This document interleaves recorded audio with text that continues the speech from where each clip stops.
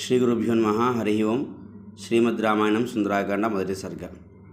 తతో రావణనీతాయాః సీతాయాః శత్రుకర్షణః ఇయేష పదమన్వేష్టुं చారణాచరితే పథి దుష్కరం నిష్ప్రతిద్వంద్వం చికీర్షణ్ కర్మవానరః సముదగ్రశిరోగ్రీవో గవాం పతిరివా బభౌ అథ వైడూర్యవర్ణేషు షాద్వలేషు మహాబలః ధీరः సలిలకల్పేషు విచచార యథా సుఖం ద్విజాన్ విత్రాసయన్ ధీమాన్ ఉరసా పాదపాన్ హరన్ మృగాంచ సుబహూన్ నిఘ్నన్ ప్రవృద్ధ ఇవ కేశరీ నీలోత్పలమాంజిష్ట పత్రవర్ణైశ్చితాసితైః స్వభావ విహితైశ్చిత్రైః ధాతుభిః సమలంకృతం. జాంబవంతుని మాట ప్రకారం హనుమంతుడు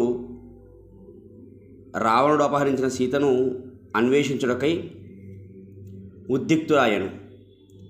ఏ మార్గంలో అంటే చారణ చరితేపథి, చారణులు సంచరించేటువంటి ఆకాశ మార్గాన వెలుటకు సిద్ధమాయను. ఈ దుష్కరమైనటువంటి ఇంకొకరు చేయనటువంటి ఈ పనిని చేయుటకు సిద్ధమైనటువంటి హనుమంతుడు శిరస్సును మెడను సమానంగా ఉంచి వృషభ రాజు వలె నిలిచెను. ఆ తర్వాత వైడూర్యవనంలో ఉన్నటువంటి పచ్చిక బయలలో మహాబలశాలి అయినటువంటి హనుమంతుడు సంచరించెను. అతని రొమ్ముల తాకిడికి చెట్టన్నీ కూలిపోయెను, పక్షులు చెదరిపోయెను, అనేక మృగాలు మరణించెను.